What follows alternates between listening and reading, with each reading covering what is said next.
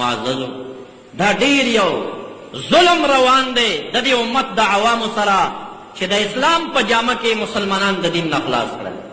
هر ټانګېوال او کوجاخیل ته یې قرآن او سنت په لاس کې ورکړله، وی ته دې نه مسلې روباسي. د دې هغه قلقلاشاګان هغه لوی مولیان د حدیثو ته مونږ چیلنج ورکوو، پنځه مسلې د قرآن سنت نه دی نشي رایستی، نو عوام به یې څنګه روباسي؟ زما چیلنج دی، دا چیلنج لا شپاړس شلو کالو کې چا نه دی پوره کړی.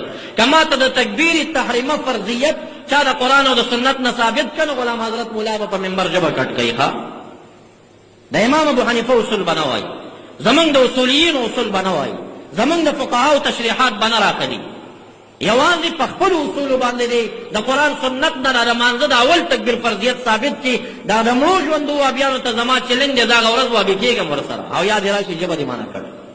دا داسې اسانه خبرې دي چې هر قلقلاشا به کښېني، هغه به د دین مجتهد جوړېږي. د دې مولیان راغلي زموږ مدرسې ته چې کله یې ځان ته د اجتهاد دعوه کړې ده، ما ترې نه دا یو تپوس کړی دی. دا هغه رستم د مدرسې د تکملي یو استاد راغلی و د کونړ، او هغه نه مې دا تپوس کړی وه، د خولې نیولې وه. یو شیخ الحدیث د دوی راغلی دی، ما ترې دا تپوس کړی وه، د خولې نیولې. او دا چلنج لا شلو کالو کې چا پوره کړی نه دی. زه به یې ځان څخه قبر ته وړم، ورځ د قیامت کې به د اله العالمین د وړاندې که دا مناظرې ته راشي، بیا به هلته هم چې تپوس کوم.